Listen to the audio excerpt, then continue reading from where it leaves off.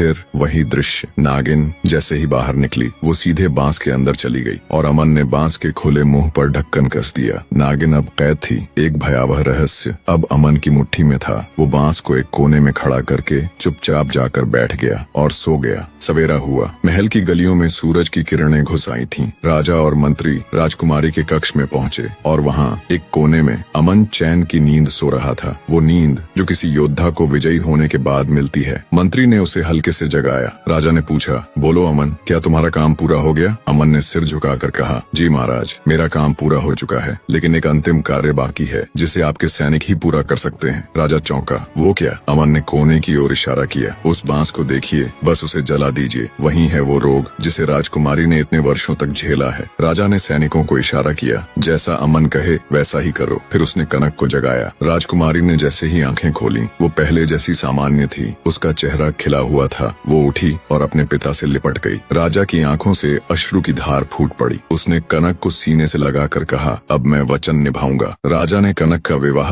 अमन से कर दिया। उसे अपने आधे राज्य का उत्तराधिकारी बना दिया। चारों दिशाओं में शंख बज उठे। राजमहल दीपों से सज गया। कुछ दिन अमन और कनक महल में रहे। फिर अमन ने कहा, अब मुझे अपने घर लौटना है, जहाँ मेरी माँ और वो दरवाजा है जिसने मुझे लौटने की कसम दी थी। राजा ने राज्य का संचालन खुद संभाला और अमन कनक के साथ उज्जैन लौट आया। जैसे ही घर पहुंचा, दरवाजे पर उसकी माँ और भाभियां खड़ी थीं, आंखों में इंतजार की बूंदें और चेहरे पर स्वागत की दियों सी चमक। अमन ने कनक का हाथ थामा और उस दरवाजे पर खड़ा हुआ जहाँ कभी एक लड़का यह कहकर निकला था, जब कोई दाहिने हाथ से पानी दे तभी लौटूंगा। अब लौट चुका था। खुशियाँ लौट चुकी थीं, पर किस्मत की कहानी अभी बाकी थी। उज्जैन नगर की सीमा पर हर वर्ष एक मेला लगता था। संगीत, सजावट, खुशियाँ और अंधकार, क्योंकि उसी मेले में आता था वर्गासुर, एक मायावी दानव, 13 रहस्यमयी विद्याओं का स्वामी। हर वर्ष वो एक युवती को अपहरण कर ले जाता, उसे मक्खी बनाकर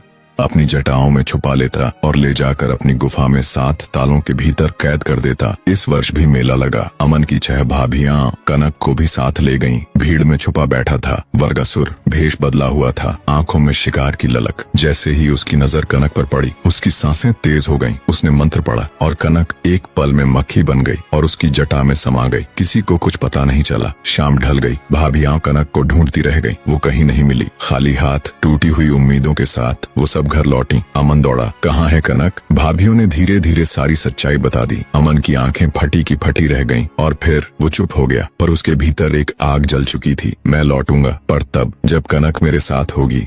अगली सुबह सूरज की पहली किरण भी नहीं फूटी थी और अमन तैयार खड़ा था कनक की तलाश में निकलने के लिए। उसने अपने अस्त्र शस्त्र संभाले, फिर धीरे से घर के आंगन की दीवार के पास गया और एक तीर दीवार के बीचों बीच गाड़ दिया। फिर सबको बुलाकर कहा, जिस दिन ये तीर जमीन पर गिर जाए उस दिन समझ लेना मैं इस दुनिया में नहीं रहा। घर की हवा थम गई। माँ की आंखों में आंसू, भाभियों के होठों पर सन्नाटा, पर अमन अब रुकने वाला नहीं था। वो अपनी दुनिया छोड़ अपने प्रण की राह पर निकल पड़ा। चलते चलते घने जंगलों में उतर गया। वहीं एक छोटी सी कुटिया मिली और उसके सामने बैठी थी एक साध्वी। अमन ने झुककर प्रणाम किया। साध्वी ने उसे देखा, थका चेहरा, धूल से सना बदन, प्यासा, भूखा और टूटा हुआ। साध्वी बोली, बेटा तू बहुत थका हुआ दिखता है, क्या करने आया है इस जंगल में? अमन ने अपने दिल का सारा बोझ उतार दिया। सुनकर साध्वी ने उसकी आंखों में झांका और फिर कहा, पीछे 2 पात्र रखे हैं, एक में नहाने का पानी है, दूसरे में पीने का। जाकर पहले अपनी प्यास बुझा, शरीर को तर कर, फिर बात करेंगे। अमन पीछे गया और देखा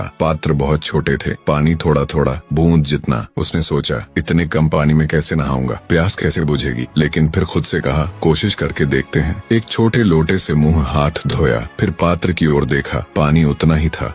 वो चौंक गया। अब नहाने बैठ गया। एक एक लोटा भरता गया, पर पात्र का पानी फिर भी वैसा ही। फिर पिया और अब भी पानी जिसका तस। अमन स्तब्ध खड़ा था, जैसे किसी चमत्कार की दहलीज पर। वो वापस साध्वी के पास गया। साध्वी ने उसकी ओर देखा और कहा, अब जाकर धोने से अंग निकाल। अमन वहां गया और मिट्टी में गड़ा एक अंग निकाला। वो अंग आधी रोटी जितना था। अमन ने उसे देखा और सोचा, ये क्या भूख मिटाएगा? ना पेट भर पाएगा, ना कुछ बच पाएगा। फिर सोचा, चलो आधा खा लेता हूँ।